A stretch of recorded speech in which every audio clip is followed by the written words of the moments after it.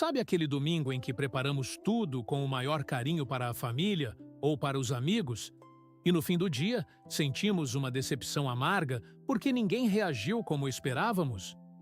Esse cansaço constante no peito não vem do que fizemos pelos outros. Ele vem do peso secreto que colocamos no resultado. Hoje, nós vamos conversar sobre por que soltar o controle e diminuir o que esperamos das pessoas é o atalho mais rápido para voltarmos a ter paz e boas surpresas. Há uma velha história contada pelo mestre Mêncio sobre o fazendeiro de Song. Ele era um homem de mãos calosas e coração ansioso, que passava os dias olhando para o seu campo de arroz. Na visão turva pela pressa, os brotos pareciam crescer devagar demais. A natureza, com seu ritmo sutil de maturação, parecia uma afronta à sua vontade. Certo dia, exausto de esperar pelo tempo da terra, ele teve uma ideia que lhe pareceu brilhante.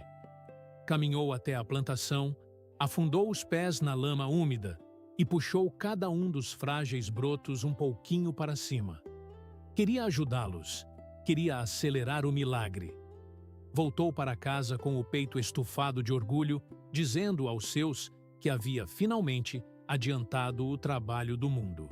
Na manhã seguinte, quando seu filho correu até o campo, encontrou uma tragédia silenciosa. Todos os brotos, arrancados de sua raiz vital, estavam secos, amarelados e mortos. Nós sorrimos da ingenuidade do fazendeiro, mas no silêncio dos nossos quartos, somos exatamente como ele. Quantas vezes, por querermos que um filho haja de certa forma, que um parceiro mude seus hábitos ou que uma relação engrene no nosso tempo, nós puxamos os brotos daquilo que mais amamos, sufocando a leveza daquele vínculo. Nossa época frenética nos convenceu de que somos os grandes roteiristas do mundo. Nós escrevemos, no palco oculto da nossa mente, exatamente como aquele almoço em família deve acontecer. Desenhamos a expressão de gratidão que nosso parceiro deve ter ao receber um favor. Coreografamos os passos que nossos filhos devem dar, a faculdade que devem escolher, e como nossa maturidade tem que parecer nas fotografias de fim de ano. E quando a realidade, que é selvagem, fluida e indomável, não segue o nosso roteiro, nós não ficamos apenas tristes. Nós nos sentimos traídos pela própria vida. Essa é a raiz sombria do esgotamento emocional que nos assalta na segunda metade da nossa jornada. Nós passamos décadas puxando os brotos das pessoas ao nosso redor, tentando esticá-las até a altura das nossas ilusões. O abismo em que nos encontramos hoje não é culpa da ingratidão do mundo. Ele é o resultado direto dessa voragem de contratos secretos que assinamos sozinhos e, injustamente, cobramos dos outros. Antes de mergulharmos nas águas calmas dessa transfiguração, eu gostaria de pedir que você deixe o seu curtir neste vídeo. O seu gesto simples ajuda a dissipar o ruído da internet e faz com que esse silêncio fértil chegue a mais mentes cansadas. E me conte aqui nos comentários. De qual cidade você está me ouvindo hoje? E qual foi a última vez que você sentiu que puxou os brotos de uma relação rápido demais? Se este espaço tem sido um refúgio para a sua mente, considere apoiar o nosso trabalho. Nós cultivamos essas reflexões aqui todos os dias e, como sabemos, a plataforma nem sempre recompensa o ritmo da profundidade.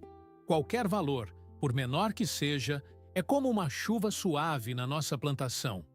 Basta clicar no botão com o coração e o cifrão, o "Valeu demais", logo aqui abaixo do vídeo.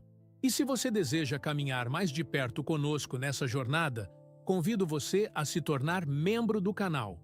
Clicando em Seja Membro, você apoia essa nossa conversa contínua, ganha acesso a vídeos exclusivos e nos ajuda a escolher as sementes dos nossos próximos encontros. O peso esmagador dos contratos secretos.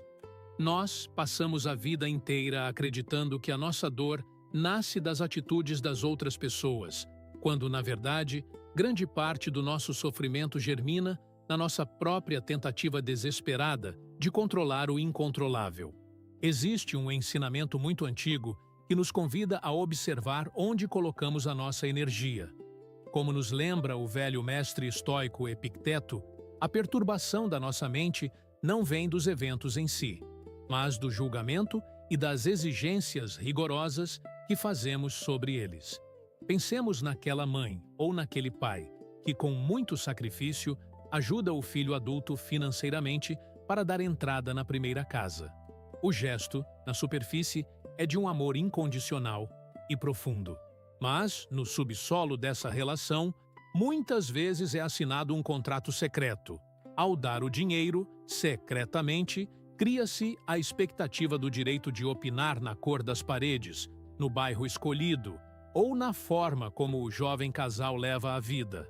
E quando o filho decide pintar a sala de uma cor que não aprovamos, ou gasta seu tempo livre de uma forma que consideramos errada, uma frustração amarga toma conta do nosso peito. Essa dor não é ingratidão do outro. Ela é a nossa expectativa de controle disfarçada de generosidade. Nós damos o adubo, mas exigimos ditar a direção que o galho deve crescer. Quando não conseguimos, o ressentimento envenena a raiz do afeto. Essa ilusão de controle gera uma cegueira profunda causada pela antecipação constante. Nós deixamos de habitar o solo firme do presente para vivermos suspensos num futuro que desenhamos a lápis na nossa mente. E como nos alerta a sabedoria de Lao Tse, aqueles que ficam na ponta dos pés não conseguem se manter firmes por muito tempo. Nós vivemos na ponta dos pés das nossas expectativas. Imagine quando planejamos aquela sonhada viagem de fim de semana para o interior ou para a praia com a pessoa que amamos. Passamos semanas imaginando o clima perfeito, o jantar à luz de velas, o sorriso constante no rosto do parceiro. Fixamos tanto os olhos nessa imagem impecável que esquecemos da impermanência da vida.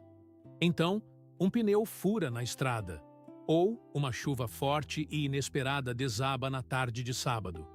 Como estávamos na ponta dos pés da expectativa, qualquer sopro de vento nos derruba. O humor se fecha, palavras duras são trocadas no carro, e o final de semana inteiro é arruinado. Não pela chuva, mas porque a tempestade lavou o roteiro que havíamos escrito. Se estivéssemos ancorados no chão do que é real, o pneu furado seria apenas um imprevisto prático, um momento para rir da própria sorte, não uma ofensa pessoal do universo. É assim que nós fabricamos a decepção como um veneno na nossa própria mente, muito antes de o evento sequer acontecer. Nós servimos a taça antes da festa começar. O filósofo Sêneca nos traz uma verdade cortante sobre isso quando diz que ninguém é esmagado pela má sorte, a menos que tenha sido primeiro enganado pela boa esperança excessiva. Observemos como isso acontece nas pequenas coisas do nosso cotidiano. Nós decidimos fazer um jantar especial para receber velhos amigos. Passamos o dia no calor do fogão, cortando ingredientes difíceis, arrumando a mesa com esmero. Mas enquanto cozinhamos, estamos secretamente temperando a comida com a expectativa de sermos elogiados a noite inteira. Queremos que percebam o ponto exato da carne, o esforço da sobremesa, o brilho das taças. A noite chega, os amigos sentam, comem com apetite, falam sobre política, sobre o futebol, sobre a vida, agradecem e vão embora. Eles agiram normalmente, com o carinho de sempre. Mas nós vamos dormir com um nó na garganta, sentindo-nos invisíveis, desvalorizados, usados. A amizade não falhou conosco. O que nos esmagou foi o peso do troféu invisível que exigíamos receber. Nós fechamos os olhos para a alegria fecunda do simples encontro, porque estávamos ocupados demais, cobrando o ingresso emocional de uma peça que só existia na nossa cabeça. A sabedoria de deixar espaços vazios nas relações para curar essa ferida invisível que nós mesmos abrimos, precisamos reaprender a beleza do que não está preenchido. Nós temos pavor do vazio. Queremos preencher cada hora, cada silêncio, cada atitude das pessoas ao nosso redor com alguma função, com alguma utilidade que sirva aos nossos propósitos. Mas há uma passagem iluminada no Tao Te Ching, no seu 11º capítulo, que nos ensina a olhar para a vida de outra forma. Moldamos o barro para fazer um vaso, mas é o espaço oco dentro dele que o torna útil. Construímos portas e janelas num quarto, mas é o vazio por onde a luz entra que permite que ali se viva. Pensemos no impacto transformador disso nas nossas famílias. Nós passamos a semana inteira correndo, e quando chega o domingo, tentamos preenchê-lo com uma programação rígida. Acordar a tal hora, visitar os parentes ao meio-dia, ir ao parque às 4, sorrir o tempo todo para cumprir a tabela da diversão. Transformamos o descanso num trabalho exaustivo de manutenção de imagens. Mas, e se nós tivéssemos a coragem de deixar o domingo ser um vaso oco? Um fim de semana sem nenhuma programação imposta, onde nós permitimos que o tempo passe por osmose. Ninguém precisa estar em nenhum lugar. É exatamente nesse vazio, no sofá da sala sem televisão ligada, na preguiça da tarde sem cobranças, que de repente surge a conversa mais honesta com o seu filho, ou aquele riso real, sem forçar, entre você e seu companheiro. A utilidade do amor frequentemente habita o espaço que não controlamos. Isso exige de nós um abraço radical à realidade, exatamente como ela se apresenta, trocando a armadura pesada da expectativa pela leveza da aceitação. O filósofo Friedrich Nietzsche, profundamente inspirado pela antiga postura estoica diante das adversidades, chamou isso de amor fati, o amor ao destino. Não se trata de uma resignação triste, de apenas suportar os ombros caídos diante do que a vida traz. Trata-se de amar o que acontece, de ver a beleza no que é real e não no que é ideal. Pensemos naquela mulher, na plenitude dos seus 50 ou 60 anos, que um dia para e olha para o marido. Ela percebe, talvez com uma ponta inicial de melancolia, que ele não é e nunca foi aquele homem romântico de cinema que ela sonhava aos 20 anos. Ele não traz flores inesperadas, não escreve cartas poéticas, não sabe fazer surpresas. Se ela ficar presa à expectativa juvenil, viverá em eterno ressentimento. Mas, ao praticar o amor fati, os seus olhos se abrem para a realidade que está bem à sua frente. Ela percebe que, há 30 anos, aquele homem é quem levanta mais cedo todos os dias, na quietude da madrugada, para passar o café dela e deixar a xícara quente sobre a mesa. Ele não fala em versos, ele fala em café quente, em consertar o que quebra, em estar ali quando o mundo lá fora desaba. Trocar a expectativa da poesia enlatada pela realidade palpável da lealdade é o que ancora a alma e nos permite, finalmente, repousar. E esse repouso se estende para a forma como acolhemos a dor dos outros. Nossa ansiedade em preencher os espaços vazios faz com que não consigamos, muitas vezes, apenas escutar. Quando um amigo ou um filho vem desabafar sobre um problema no trabalho, sobre uma crise financeira ou uma angústia passageira, o nosso ego imediatamente entra em estado de alerta. Nós queremos intervir, queremos dar a grande solução definitiva, queremos consertar a vida dele. Como nos ensina Confúcio, o homem superior é tranquilo e sereno, mas o homem inferior está sempre ansioso e preocupado. Nós nos tornamos ruidosos na nossa vontade de ajudar, cortando a fala do outro no meio, para jogar nossos conselhos como se fossem ordens. Mas a verdadeira sabedoria mora na escuta sem a intenção de conserto, permitindo que as pessoas apenas existam e respirem na sua própria imperfeição. Imagine a cura profunda que ocorre quando, diante do choro ou da reclamação de quem você ama, você escolhe não dar conselho nenhum. Você apenas balança a cabeça devagar, prepara uma xícara de café forte, senta ao lado e diz: "Eu entendo, deve estar sendo pesado mesmo." Validar a dor do outro, sem tentar arrancá-la com as próprias mãos, é o silêncio fértil, onde a confiança verdadeira cria as suas raízes mais profundas. Se as palavras que compartilhamos até aqui encontraram ressonância no seu coração, eu tenho algo muito especial para colocar em suas mãos. Nós reunimos a essência de séculos de observação da natureza humana e criamos o nosso e-book, Como Dominar o Momento Certo com o Taoísmo. Esta não é apenas uma leitura, é uma ferramenta prática, uma extensão natural da sabedoria que estamos partilhando hoje, feita para ajudar você a reconhecer as marés da sua própria vida, sabendo quando agir e quando recolher suas redes.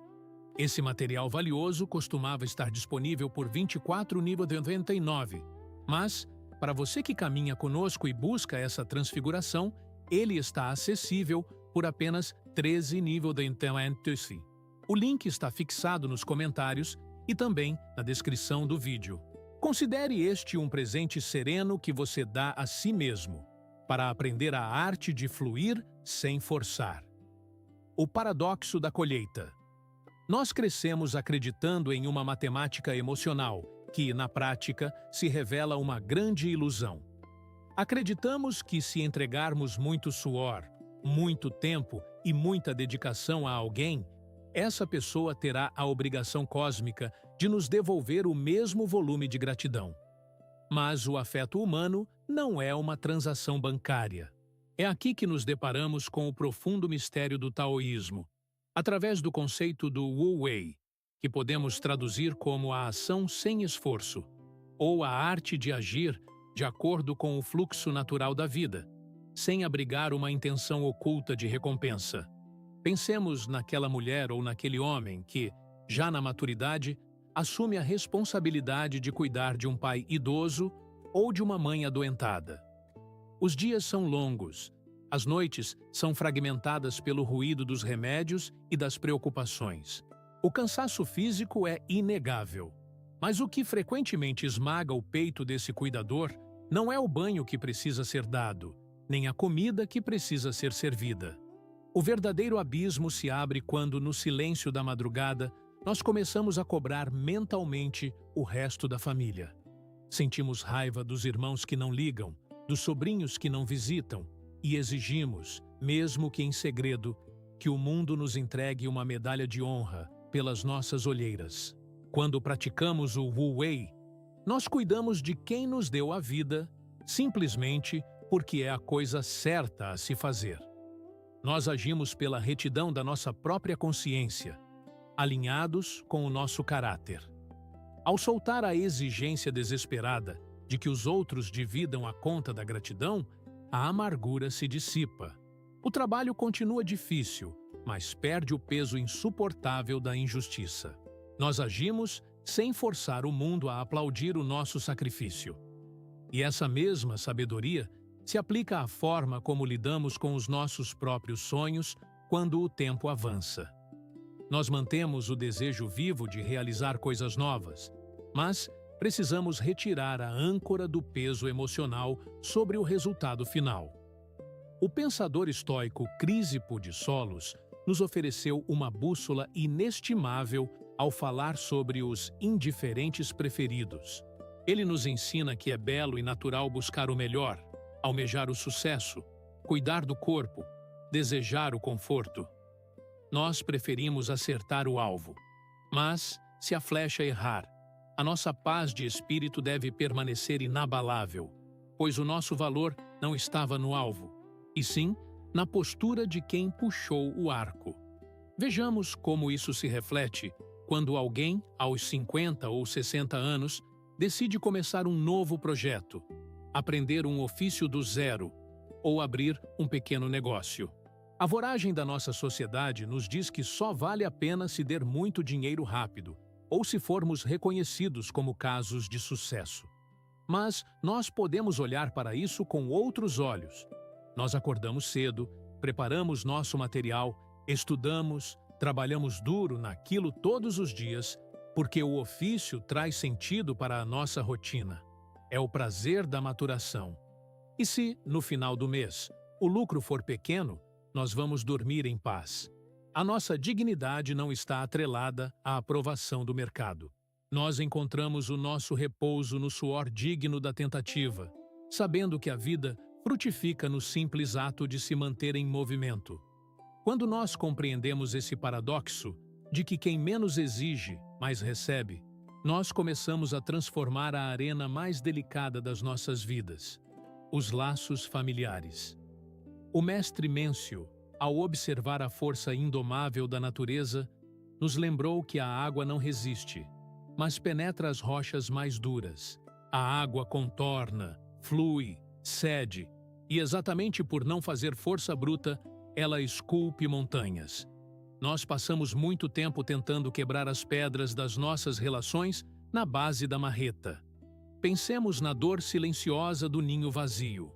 Os filhos crescem, casam, constroem suas próprias famílias e, naturalmente, o tempo deles se torna escasso. Movidos pela saudade, que rapidamente se disfarça de abandono, nós começamos a espremer a relação. Mandamos mensagens passivo-agressivas no meio da semana. Vocês sumiram, esqueceram que têm mãe, só me procuram quando precisam. Cada uma dessas frases é uma marretada na rocha. Nós estamos novamente puxando os brotos para que cresçam mais rápido. O que acontece? O ambiente fica denso, carregado, e a visita de domingo passa a ser movida pela culpa, não pelo amor. Mas quando nós paramos de cobrar, quando nos tornamos como a água que apenas flui e confia no próprio curso, o milagre da ressonância acontece. O peso da obrigação se dissipa. O ambiente fica leve. E de maneira quase misteriosa, esses mesmos filhos começam a aparecer no portão no fim da tarde, querendo tomar um café e conversar por pura e genuína vontade, atraídos pela paz que agora transborda da nossa presença. Abaixando a régua sem perder a sua própria dignidade, existe um medo muito comum e muito humano que nos assalta quando pensamos em soltar o controle e diminuir as nossas expectativas. Nós tememos que, ao esperar menos dos outros, estejamos nos nivelando por baixo, desistindo dos nossos valores ou nos tornando pessoas cínicas e amargas. Mas a verdadeira sabedoria mora na direção oposta. Abaixar a régua que usamos para medir o mundo não significa jogar os nossos princípios no lixo. Significa entender que manter a nossa própria integridade não nos dá o direito de exigir a mesma altura de quem ainda está aprendendo a caminhar. O imperador e filósofo Marco Aurélio, um homem que lidava diariamente com traições e incompetências em Roma, escreveu para si mesmo um lembrete vital: a melhor vingança é não se assemelhar a quem causou a ofensa. Faça a sua parte da natureza. Imagine o nosso cotidiano urbano, frenético e muitas vezes hostil. Você entra numa padaria lotada ou enfrenta o trânsito pesado de sexta-feira e alguém é grosseiro com você. O balconista é ríspido. O motorista ao lado corta a sua frente com agressividade. O nosso instinto infantil é cobrar bons modos, entrar na briga, exigir respeito. Mas nós escolhemos continuar sendo educados. Nós damos passagem. Nós dizemos bom dia com clareza e gentileza. Fazemos isso não porque criamos a expectativa de que o outro vai sorrir de volta ou reconhecer a sua própria grosseria. Nós somos gentis porque a gentileza é o solo onde nós escolhemos plantar a nossa essência. A grosseria do outro é um problema dele com o mundo. A nossa paz é um território inegociável que nós protegemos com a elegância de não revidar. Ao protegermos a nossa paz das pequenas agressões diárias, nós também nos libertamos da tirania das grandes alegrias fabricadas. Nós perdemos a capacidade de saborear o sutil. A sociedade nos convenceu de que a felicidade só é real se for instagramável. Achamos que a alegria genuína está reservada apenas para grandes eventos, para viagens internacionais, para jantares caríssimos ou festas de casamento deslumbrantes. O filósofo Epicuro, que tantas vezes é mal compreendido como um homem de excessos, na verdade era o mestre da alegria sutil. Ele nos ensinou que quem não se contenta com pouco não se contenta com nada. Abaixar a régua das expectativas é resgatar a reverência pelas coisas que já não exigem nada de nós. É a imensa capacidade de puxar uma cadeira para a varanda no fim da tarde, sentir o vento fresco que anuncia a noite, observar o movimento calmo da rua e sentir uma gratidão silenciosa que enche o peito. Não há banda tocando, não há fogos de artifício, não há ninguém aplaudindo. Há apenas a vida acontecendo no seu ritmo ordinário e sagrado. Nós paramos de esperar que o próximo final de ano resolva o nosso tédio. A vida fecunda está acontecendo agora, no vapor da xícara de café, no cachorro que dorme aos nossos pés, na saúde invisível que sustenta o nosso corpo. Nós voltamos a nos encantar com o quintal da nossa própria existência. E é nesse quintal sereno que nós encontramos a força para realizar o ato definitivo de soltura emocional. O perdão unilateral. Ao longo das décadas, todos nós acumulamos mágoas. Um irmão que nos prejudicou numa herança, um velho amigo que nos traiu no trabalho, alguém em quem confiamos e que virou as costas no momento de maior vulnerabilidade. Nós passamos a vida inteira segurando essa história, repetindo-a para nós mesmos, esperando o dia em que a justiça será feita, o dia em que a pessoa baterá na nossa porta, banhada em lágrimas, pedindo perdão. Nós não percebemos que essa expectativa de reparação é a cela que nos mantém presos aos nossos ofensores. A tradição budista carrega uma imagem libertadora. Guardar raiva é como segurar um carvão em brasa com a intenção de jogá-lo em outra pessoa. É você quem se queima. Perdoar unilateralmente não é esquecer o que houve, não é voltar a conviver com quem nos machucou, nem validar a ação covarde de ninguém. É, simplesmente, abrir a mão e deixar o carvão cair no chão. É você decidir, no silêncio do seu quarto, perdoar mentalmente aquela pessoa e soltar a expectativa de que o universo lhe deve um pedido formal de desculpas. Você não precisa ligar para quem te ofendeu. Você só precisa esvaziar a sua própria mochila para conseguir caminhar mais leve. O perdão sem exigências é a declaração de independência da sua alma. Nós passamos a primeira metade da nossa existência lutando, conquistando espaços, construindo laços e exigindo que a vida nos recompensasse por todo o suor derramado. Mas a maturidade chega como um vento brando, nos sussurrando que a segunda metade da vida não é um tribunal onde, finalmente, um grande juiz baterá o martelo para obrigar o mundo a nos pagar tudo o que achamos que ele nos deve. O verdadeiro amadurecimento é um imenso, profundo e silencioso alívio coletivo. É o momento glorioso em que nós pegamos todos aqueles roteiros pesados que escrevemos, às escondidas, para os nossos cônjuges, para os nossos filhos e para os nossos velhos amigos, e rasgamos um por um, jogando os pedaços de papel ao vento. Nós nos libertamos da obrigação de sermos os diretores do destino alheio. E ao fecharmos esta nossa conversa hoje, o sentimento que deve repousar sobre os seus ombros não é o peso de uma derrota. Soltar o controle não é perder a batalha. O que você deve sentir agora é a elegância purificadora de quem, após tantos anos de ansiedade, finalmente parou de puxar os brotos da própria vida. Nós voltamos a respeitar o tempo da terra, o tempo do outro, o mistério do que não controlamos. E é nessa paz digna, nesse silêncio fértil, que a vida volta a ter graça. Porque quando você deixa de exigir como o amanhã deve ser, você descobre que as surpresas mais bonitas do universo sempre entram pela porta que nós, num momento de pura distração e confiança, esquecemos de trancar com a nossa ansiedade. Fique em paz e deixe a vida florescer.